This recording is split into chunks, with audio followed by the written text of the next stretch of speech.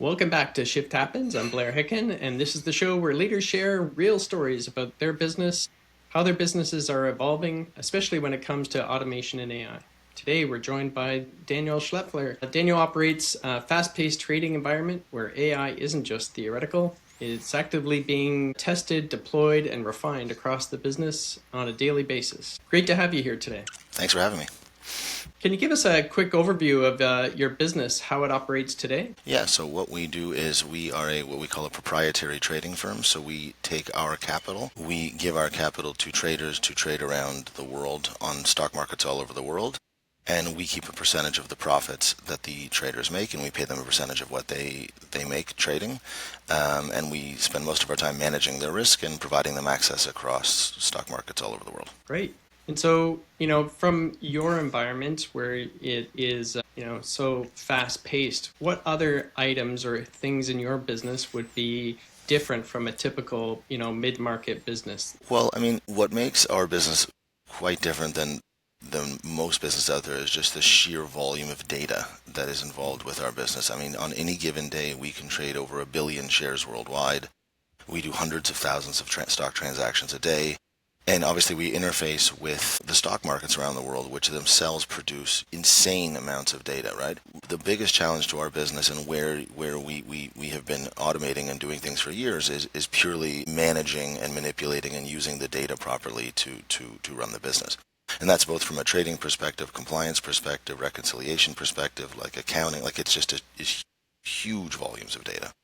And so, you mentioned that to help you parse that data and sort of help your clients and your platform, you've started the AI adoption. So, can Yeah. you give a little background on how you got to where you are and how you're managing that within your organization? Well, I mean, I'm pretty lucky. I'm the CEO. I'm more of the sort of business direction, but I get very lucky that I have great talent sort of with the CTO and the team that manages our technology and infrastructure. That they are geeks and nerds and absolutely love this stuff, and they sort of keep on top of it more than I ever would have. But I mean, we if you understand how proprietary trading works, you'll know that there was a major shift years ago. And what makes our company different than the rest of the companies is most companies went and started using computers to actually do the trading. So they take the data, they analyze it, and they come up with mathematical models or arbitrage strategies or things like that, and it's fully automated. Computers are doing it. We took a very different view, and we're the world's largest firm that uses human beings to do the trading.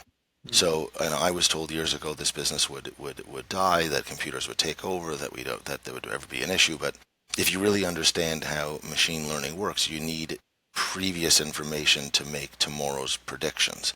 And in the stock market, every day is a new day. Every piece of news is a new piece of news. Every day you have new stocks listed on the stock exchange that have no data. You have some companies where that change. So there's always been these sort of little pockets where human intuition is required. So we do have some scenarios, we can talk about those after, where we use the data to trade, and we're getting a little bit more into that and we're exploring it. But when you compete against some of the largest trading firms in the world, you have the Citadels of the world, the XTXs, the Virtues. These guys, XTX alone is spending $2 billion on their own data center, right? So how do you compete with that? You just don't. You have to figure out a different way. So when we're talking maybe 8 to 10 years ago, we actually hired a couple of people with a background in machine learning, and what we decided to do is, can we use it to optimize some of our processes and things that we have a lot of human beings doing? And I think we were a little bit ahead of our time, or maybe we didn't have the right people. I don't exactly know, but our idea was, one of the big things when you have human beings trading, you trade as much as we do, is you have to have a very strong compliance department. So you have to have somebody sitting there and saying, hey, are these people trading properly? Are they breaking the rules? And in our case, which makes our company very unique, is when you have 2,500 people trading in one business, sometimes when you go and trade in the stock market, trader A may do something that they don't even know trader B is doing. They Right. both may be doing something totally allowed, but when you put those two things together on a single stock, it may give the appearance or it may actually cause a problem that we don't recognize. So what we tried to do years ago as a project was, we said, okay, can we take the data sets of what our compliance department does essentially manually, and we have some automation there before, but then there's some manual checks, and then could we have the machine learning application to basically decide, are there things we aren't seeing? can it identify things faster and better than human beings would identify them? So right now what we do is we have something that just goes through the data, applies basically patterns that we know are a problem, spits them out, and then a human being has to say, is this a problem or not a problem? And so back then our real focus was, can we figure out if we can predict bad behavior from the traders or see things that we weren't seeing. And in the end, the project, we spent quite a bit of time and quite a bit of money, and it just didn't produce the results that we wanted. Again, this was our building our own models and our own stuff. Now all of a sudden you go out and you look at what you can get off the shelf today, and what we couldn't get done in years before, we got done in we can get done now in a few minutes now. So it's totally different. So that was our first sort of foray into it. The next side of it is, when you're reconciling all of these trades from an accounting perspective, it takes a lot of work. And we just had a demo 4 weeks ago from our CTO and our CFO, and the CFO spent about an hour talking to the CFO about something that she spends 3 weeks doing, and they basically input it into Claude. It now gets done in 10 seconds. So it's a very interesting, we are looking at it in ways to become essentially more efficient from a practical standpoint right now. And then we're also experimenting with it in terms of new tools and new things that we can then make more money on. So one of my very good friends, who's a high-level consultant out in Silicon Valley, who's very into this AI stuff, he sort of said that the majority of firms to start off are going to look at how they can optimize their businesses, but if you don't realize you're just going to be optimizing to zero, you need to also optimize and then look at how you can grow top line and grow businesses and look for new opportunities. The first instinct is to say, hey, I have 10 people in my accounting department with these tools, I'll only need 3, right? But that's not the proper way to look at it. It should be, I can use 3. Can I take those other 7 resources and come up with ways to grow the business and grow the top line as well and be more efficient and grow? And I think too many people that I talk to, at the very least, in the conversations I'm having, are way too focused on optimization and not necessarily the growth of the company. Yeah, I think you've bundled up a lot in there. It's the discussion around, you don't want to remove the human aspect from the decision tree, the gut feeling, which is very much, a lot of your trades.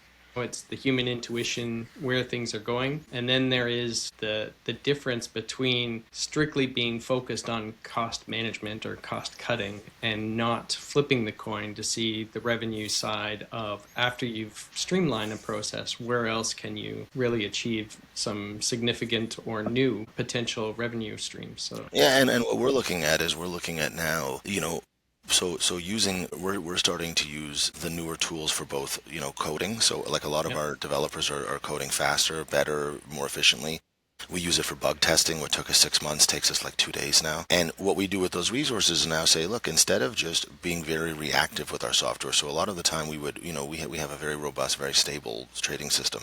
And we get feature requests from traders and things like that, and we put them into the next cycle. And the next cycle, now we're sort of saying, are there tools and things that we can take these developers that have this bandwidth now, and we can there's less of a gamble. So I'll see if I can articulate this properly. So let's just say somebody came to us and said, I have an idea for a change to the software. What we used to have to do is sit around in a group and assess, do we believe that there's a business need for this, and will it help grow the business? And because it would take, weeks, if not months, to develop it, test it, put it into the system, test it again, and then roll it out.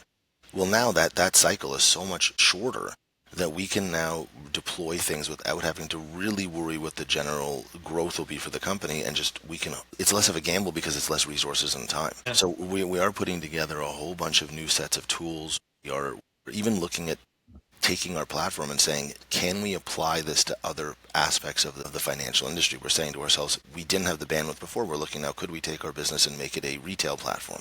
So we're in discussions in the U.S. to turn it into a active retail trading platform, something you never would have done before, because it would have been so far down the list of things that we wanted to get to, and the outcome is so uncertain. Resources are freed up, and we can sit there and try to build new things.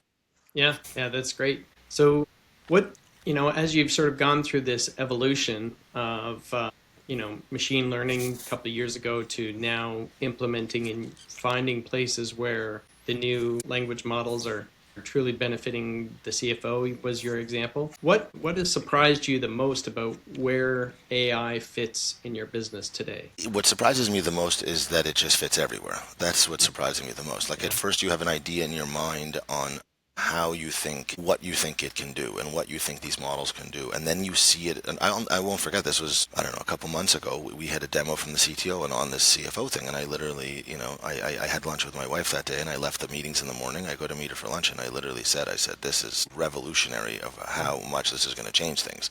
Right. And she's like, oh yeah.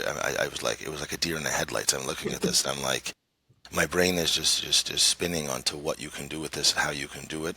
But again, I have a very good friend of mine, and he sort of guides me and coaches me, and sort of, I'm lucky to have him as a friend because he's at the forefront of all this. And he had been pushing me and warning me that this was coming. I was lucky that my CTO and my partner on the tech side of the business was so focused on this and love this. They're geeks, and they literally are on this all weekend long, building prototypes and playing around like they think it's the greatest thing ever.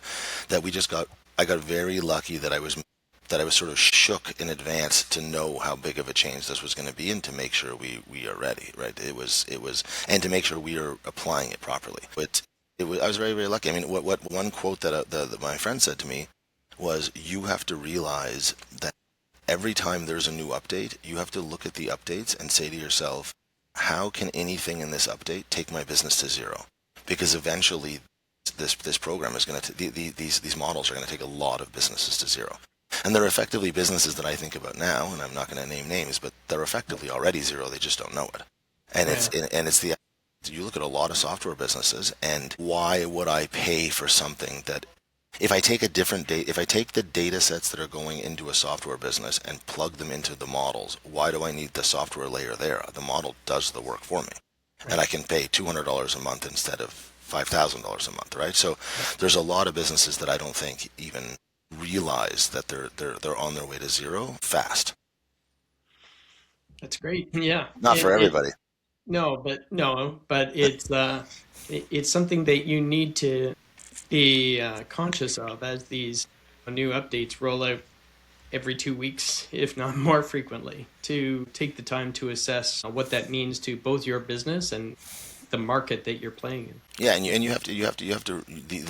What I think the only thing slowing things down right now is, I think that the average business and the average person doesn't really know how to interact with it properly, doesn't really know how to ask themselves the questions, doesn't really know how to even start. I've been talking to some Fortune 500 companies, and they've even told me they're going to like McKinsey and people like that, and getting essentially six-figure people to come in and be like chat agents. Like literally, right.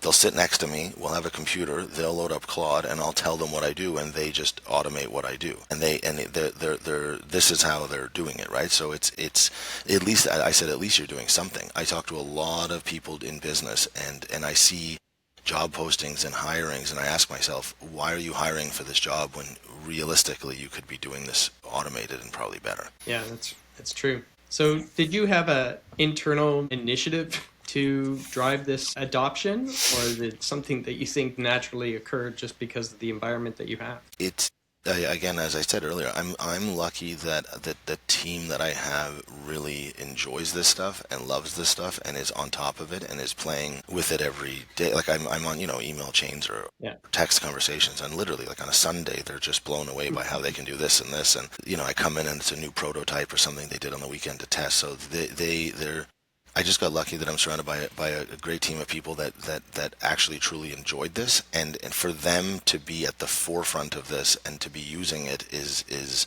exciting to them. Like it's just cheer, and I wouldn't have, if I didn't have these people, I wouldn't have done this. Like I wouldn't have seen the potential. Like if I hadn't had my friend in Silicon Valley and my team, I would have been a doubter, and I wouldn't have believed what this can do. And that I think is the issue. So we have an initiative. I mean, we're not going as far as Meta and saying that if you don't use AI in your everyday work, you're fired. Right. But it is. We have given everybody access to the pro versions of some of the models and some of the stuff here. We have access for everybody. And we are encouraging everybody to sort of give us ideas in terms of, in their world or in our business, what do they suggest that they could make things more efficient. We've been also very clear to people that our goal is not to lay people off. Like why would I take somebody who has 15 years of residual knowledge about how the business works and what we're doing, and just because I can automate half of their time, they become redundant. That's not really it. It's how can I then take that person and re-associate them with another part of the business to make us more money. And that's kind of what we're looking at. So I think that's another issue companies have, is that I have a friend who's in the local government here, and they said that they spend all their meetings realizing that a lot of their jobs are going out the window with this stuff, talking about how they need to protect their jobs from it. Yeah. But then when they go back to their desks, they're all using it so they can work less, right? So you have to make sure you're really clear to the staff. I think a lot of people don't want, when we first started one of the projects, I realized that we didn't have, the average person doesn't know how to interact. So we took somebody whose job is really processing a lot of data and said, look, go automate your own job. Take a time to automate your own job. And then you're going to be, in the short term, going around to all of the different people in the company and helping them do their job better and being essentially the translator between the program and the job. And I could tell that there was not a real kickstart in the person's motivation. And then I wondered, did I scare the person to the point that they think that they're not going to have a job, right? So you it's not a if or a when. This is changing everything now, and I just think if you don't communicate with your staff properly, there'll be an inherent fear in a lot of people. Like if in a data-driven business, a lot of people do redundant processes that can be automated and done very quickly. But that doesn't mean that they don't have a usefulness in the future. Well, I think that's one of the key things that people are starting to realize is if they can't either verbalize or document their process, then the evolution of how they use AI to help them isn't there. So being able to take that step back and realize that what I've been doing every day for the last, 5 years in this role, let's document it and let's see what pieces can be automated or moved into a more streamlined position. So, yeah. Yeah, and my partner in the technology business, he's been pushing for this pretty heavily. He's a real, always loves avant-garde technology, and he's now working through something in the company where he uses an example from years ago when business process management became a big thing, and he said I don't know if it's a true case or a case, but essentially he was saying when Ford and Toyota, when they started business processing their accounting departments, right, I think the sort of story goes that they both had roughly 200 people in their accounting departments, and they implemented business process management. And at the end of it, Ford still had 200 people in its accounting department, and Toyota had 8, right? But they were both automated now, right? It's just how do you do it? And I think also taking what you do and just automating it the way you do it every day is not necessarily the right way to do it. You have to sort of look at the tools and say, is there even a better way to do it? I mean, I was when we had this demonstration with the CFO, I was completely blown away where I said, and I was, again, not a full believer at the time, and I said, okay, so now it's taking 3 weeks of reconciliation work and doing it in 10 seconds. And I said, well, how do we know it's correct? And then my CTO looks at me and says, you probably won't even believe this, but we didn't even ask the program. It created a secondary program to make sure the first one was correct and showed the 2 right answers. So so we actually took the historical data, ran it through the system. It basically created exact match to what our CFO had done in the past, and then it made sure it checked its own work without us asking. So I said at that moment, I'm like, wow, this is crazy. Yeah.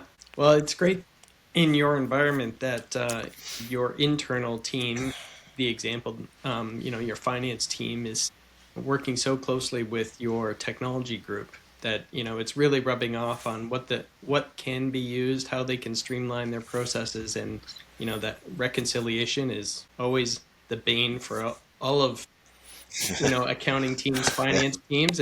It's a monthly chore, so it's reoccurring, and it is one of those tick and bop scenarios where anything can help utilize their brain power to something significantly more important than going through and reconciling. I would say another interesting part of this business is in Canada we are a broker dealer, so we're licensed by CIRO, so we have a registration. I'm a registered person.